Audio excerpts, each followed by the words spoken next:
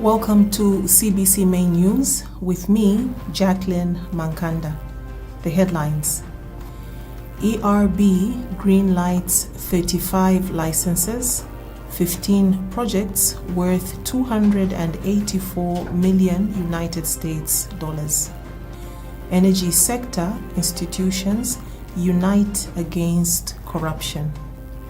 Zambia records 7 new cholera cases, down from 16 yesterday.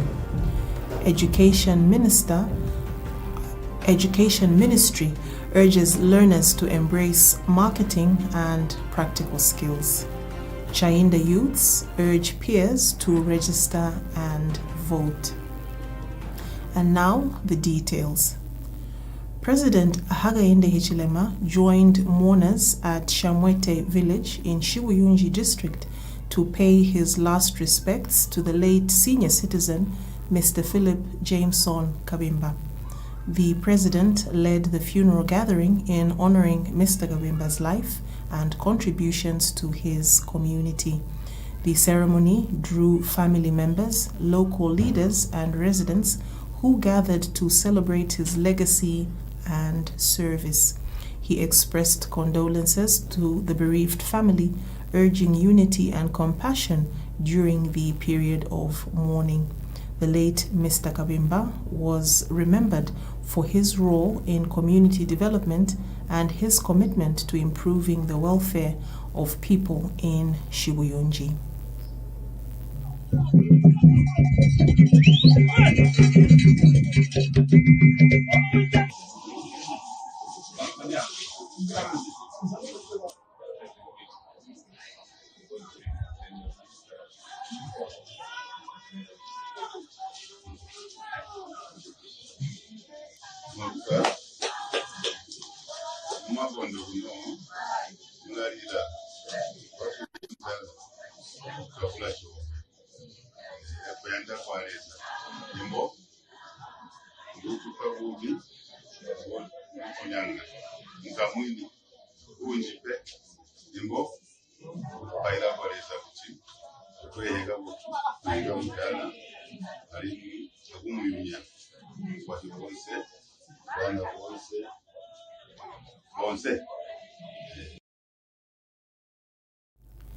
The Zambia Climate Change Network, ZCCN, the United Nations Development Programme, UNDP, and other partners are hosting a high-level summit on Sustainable Development Goals, SDGs, and Nationally Determined Contributions, NDC Dialogue, which has brought together government officials, civil society, and development partners to discuss climate finance and sustainable solutions. The summit aims to strengthen collaboration on climate action and accelerate Zambia's progress towards achieving the SDGs and its NDC commitments under the Paris Agreement. Participants are engaging in discussions on mobilizing resources, promoting green innovation, and advancing inclusive development. So that was my small introduction. We are talking about climate diplomacy. Again, this subject is of interest, especially for us. As UNDP, we want to really raise high into the agenda, the world agenda, the global agenda, climate and financing diplomacy. We want Zambia to shine at global level so that we have even, why not, a climate voice, to raise the voice at the highest. So basically, our team at UNDP, we are very much towards that. And the subject of today, the group discussion on linking the SDG with the issue on the climate finance is a real one. It's kind of at the right point. So let me go back to my paper here. So, Your Excellencies, distinguished partners, ladies and gentlemen, I think the protocol was done yesterday because all our protocol were here. We were blessed to have the minister and the UNDP representative. So again, thank you for inviting me today. And let me extend our deepest gratitude for our strategic partner of every day, the Ministry of Green Economy and Environment. So today it's a crucial milestone for Zambia's sustainable development agenda. I understand the how that our colleague Frederick Mugisha is around, right? Hi Fred, why are you hiding? You should come. There's something special enough for you. Thank you so much, Fred, for being with us. Actually, when I heard that you are around, I was so happy. Thank you for your support. For those who don't know, UNDP is very special. We have our advisors that are posted in our regional service center, and the friend is based in Addis, and he has been very supportive. A significant milestone has been marked in the legal profession as 100 new advocates have been admitted to the High Court Bar of Zambia.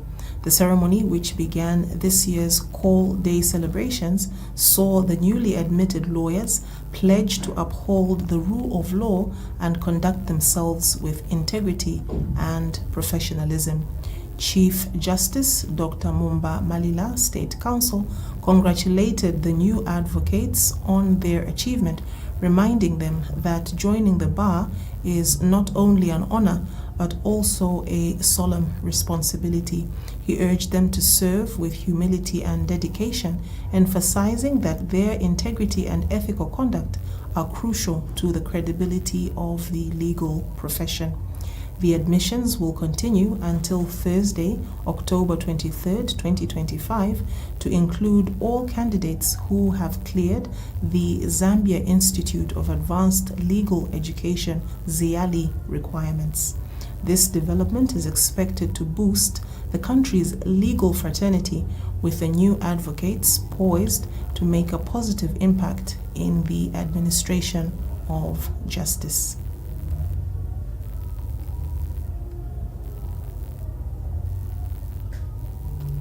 The Energy Regulation Board, ERB, has approved 35 new licenses and 15 construction permits in Zambia's petroleum, electricity, and renewable energy sectors, representing over 6.5 billion kwacha, or 284 million United States dollars in new investment.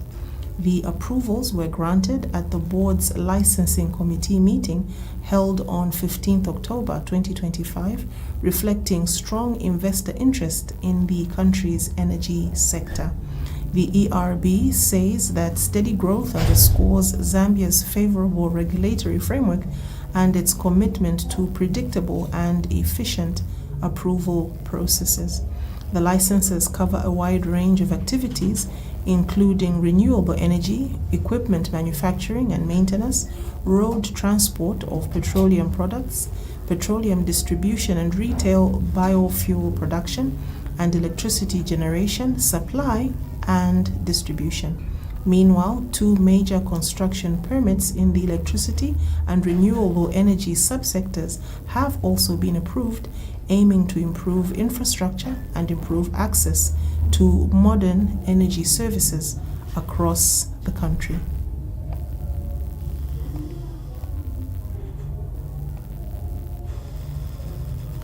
The Zambia National Public Health Institute says 7 new cholera cases have been recorded in the last 24 hours, down from 16 reported the previous day. This brings the cumulative total to 398 cases since the outbreak was declared on 5th August 2025. No new deaths were reported, keeping the fatality count at 3, while 14 patients have been discharged, bringing total recoveries to 378. Currently, 17 patients remain under admission, and more than 225 people have been vaccinated against the disease. Most cases have been recorded in Mpulungu, Nsama, and Mbala districts.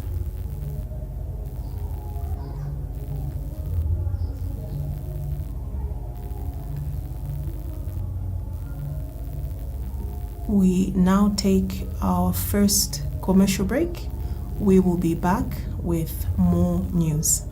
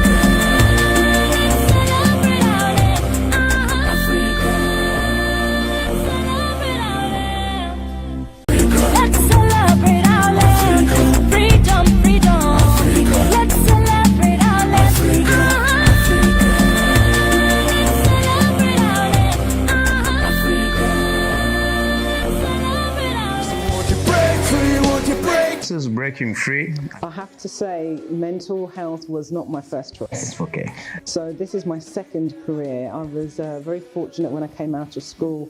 I went into a career in marketing, advertising and sales. Because I was a pastor and a businessman. So every time when I go for business dinners with my clients, some of them would say, no, just drink a little bit of wine. Yeah.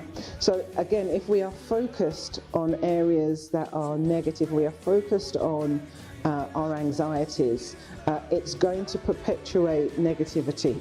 Remember that you have worth, you are worth it, and you are loved. If you are a prostitute and you condemn yourself, you beat yourself down, go to church anyway. If you're a criminal, you're a robber, and you think what you're doing is not right, go to church anyway.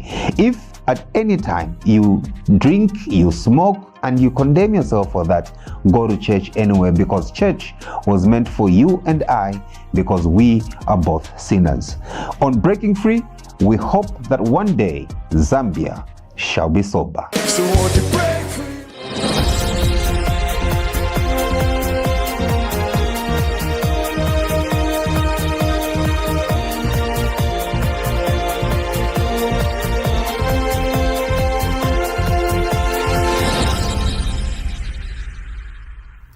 We're back with the rest of the news. Youths in Lusaka's Chainda compound are calling on their fellow young people to register and exercise their right to vote, saying youth participation is key to shaping Zambia's future. Their call comes as the Electoral Commission of Zambia announced that over 200,000 people registered during Phase 1 of the 2025 mass voter registration exercise.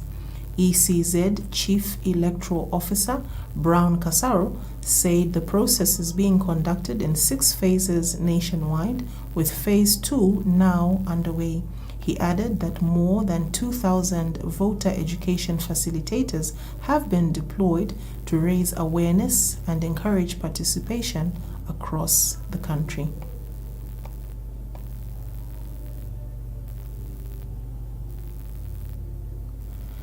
The Ministry of Energy Integrity Committee has joined other public institutions in a stakeholder meeting aimed at strengthening integrity and fighting corruption in the public service. The meeting, hosted by the Energy Regulation Board in Lusaka, was opened by Director General Elijah Sichone, who called for collective action in promoting ethical conduct across sectors. Key institutions such as the Anti-Corruption Commission, Zambia Police, ZRA, REA, and ZESCO took part in discussions focused on transparency and accountability. The Ministry of Energy outlined its ongoing efforts to uphold ethics, including a new gifts and benefits policy to guide staff on transparency and acceptable practices.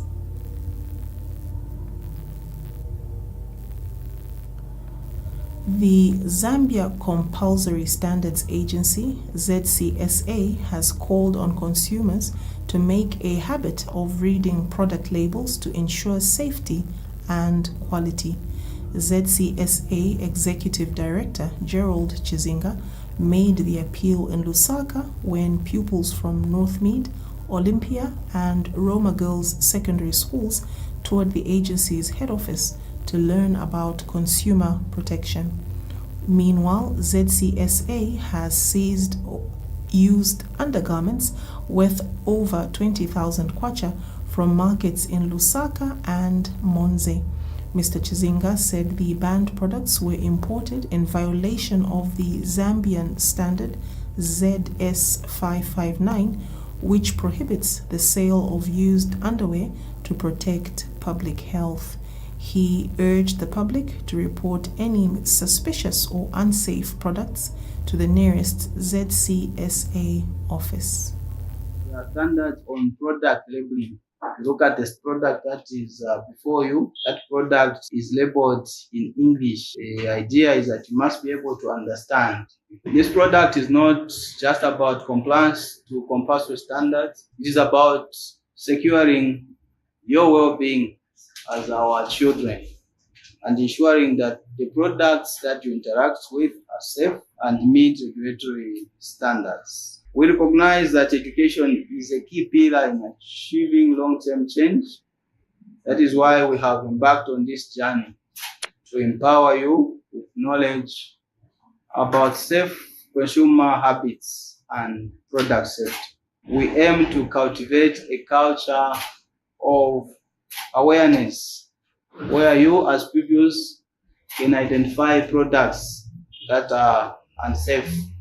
As part of the ongoing market surveillance inspections, the agency recently seized products worth over 20,000 kwacha. These products are called undergarments. Over 20,000 kwacha. These products are called undergarments.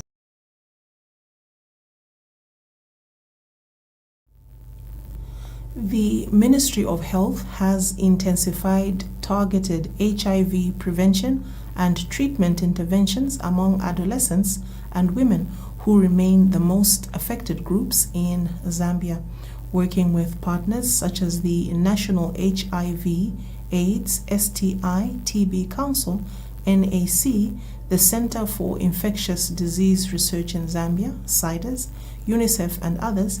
The ministry is expanding access to testing, treatment, and youth-friendly services across the country. Recently, the ministry and CIDES conducted an adolescent HIV testing drive in George Compound, Lusaka, offering free testing, counseling, contraceptives, HPV vaccination, and sexual and reproductive health education. These efforts align with the Adolescent Health Strategic Plan 2022 to 2026, which seeks to make healthcare more responsive to young people's needs. According to the ministry, adolescents account for about 38% of new HIV infections annually. Health workers are now being trained to identify and reach high-risk and underserved groups, particularly young people and women. To address the higher HIV burden among women, prevention and treatment have been integrated into antenatal, family planning, and PMTCT services. Updated national guidelines also promote a holistic approach that supports women of childbearing age and aims to prevent mother-to-child transmission. Recognizing that social factors such as gender inequality and early marriages increase vulnerability, the ministry and its partners are promoting life skills, education, peer outreach, and community dialogue to empower young girls to make informed health choices. The ministry has also revised the Zambia Consolidated Guidelines for HIV treatment and prevention and launched the 2025 National HIV Estimates to strengthen evidence-based interventions and sustain progress towards ending AIDS by 2030. The public is urged to get tested, know their HIV status, and practice safe or abstinent behaviors to curb new infections.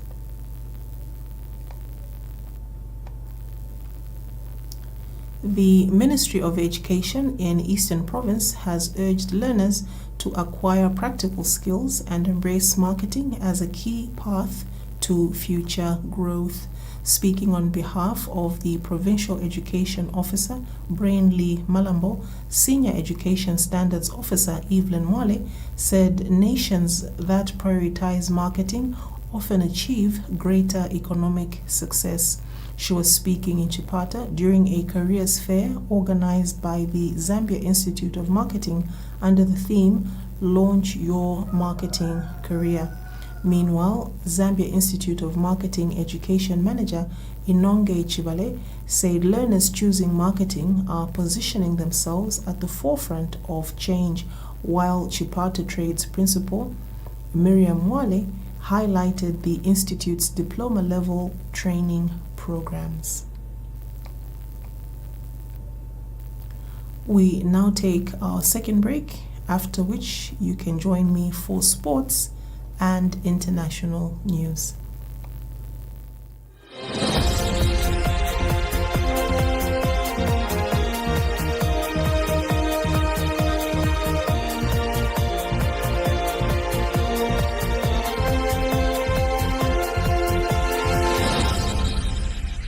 Christ Life Church presents Women Flourish Conference. Luke 10, verses 38 to 42.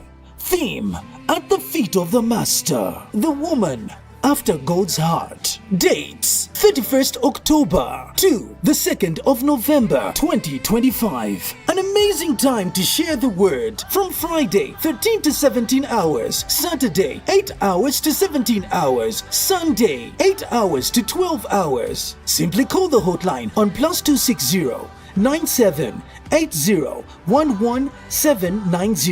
Host Dr. Ngoma Chela. Guest Pastor Martha Chishimba. Guest Pastor Catherine Sheila Mulea. Guest Pastor Favor Moses. Pastor Libby Mwale. Speaker Mildred Mutesa. Come through to plot number 4, Zambezi Drive, Ibex Meanwood. Women Flourish Conference.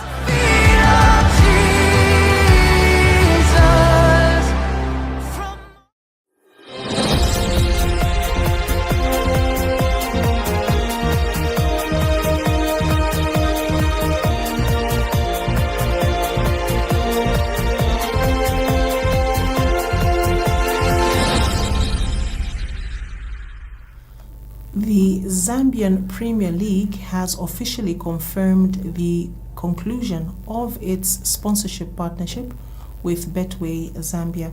The partnership, which kicked off in 2023, played a significant role in elevating the local game, supporting coaching programs, club development initiatives, and fan engagement across the country. In a statement released today, Betway announced its decision to withdraw sponsorship, citing the heavy financial burden caused by the newly introduced government excise duty on betting companies. The company says the increased tax has made continued investment in the league unsustainable. Despite the development, the Zambian Premier League has expressed gratitude to Betway for what it describes as a professional and impactful partnership. The league has assured fans and stakeholders that engagements are already underway to secure new strategic partners who will help drive